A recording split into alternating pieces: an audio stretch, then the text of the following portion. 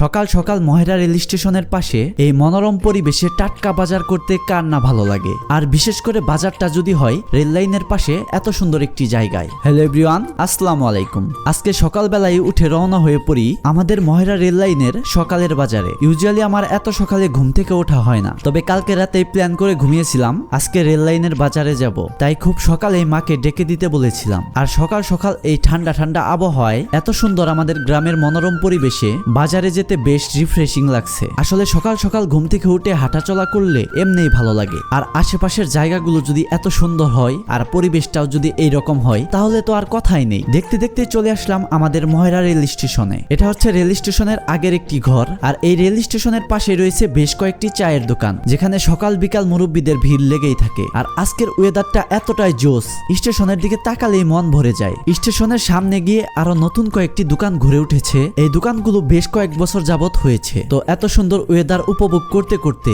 বেশ ফুরফুরা মনে আমি চলে যাই বাজারে। ভোরের আলো ফুটতেই শুরু হয় এই মহেরা রেল লাইনের বাজার। যদিও আমার আসতে ভালোই দেরি হয়েছে, বাজারের এই ডান পাশে রয়েছে বেশ কয়েকটি মাছের দোকান, যেখানে ছোট বড় সকল টাটকা টাটকা মাছ উঠে। তবে অন্য দিনের তুলনায় আজকে মাছ কমই উঠেছে। আর তার ঠিক অপর পাশেই বসে দুধের বাজার। যেহেতু দেরিতে এসেছি, দুধের বাজার প্রায় শেষ। এই পাশে অনেক দুধ বসে। এরপর দামাদামি করে আমিও কয়েকটা মাছ কিনে নিলাম। এরপর চলুন দেখাই এই মহেরা রেল লাইন বাজারটি। এই বাজারের দুই পাশ দিয়ে উঠে টাটকা টাটকা শাকসবজি, যেগুলো সকালবেলা খেতে থেকে উঠিয়ে গৃহস্থ নিয়ে আসে। এই রেল লাইন বাজারে ব্যাপারীর থেকে গৃহস্থই বেশি থাকে, তাই এখানে টাটকা ফরমালিন মুক্ত শাকসবজি পাওয়া যায়। কাঁচা বাজারের পাশাপাশি এখানে ডিম, পান এবং কাঠের তৈরি জিনিসেরও দোকান বসেছে। এই মোড়ে এসে রেল লাইন বাজারটি শেষ। এই বাজারটি অনেক ছোট, কিন্তু এর সৌন্দর্য আপনাদের মুগ্ধ করবে। সকালবেলা এত সুন্দর বাজারে ঘুরতে কার না ভালো লাগে। যেমন সুন্দর ওয়েদার, তেমন সুন্দর একটি জায়গায় বসেছে বাজার। এরপর আপনাদের একটা জিনিস দেখানোর জন্য অপেক্ষা করতেছি। বেশ কিছুক্ষণ এই রোদে অপেক্ষা করার পর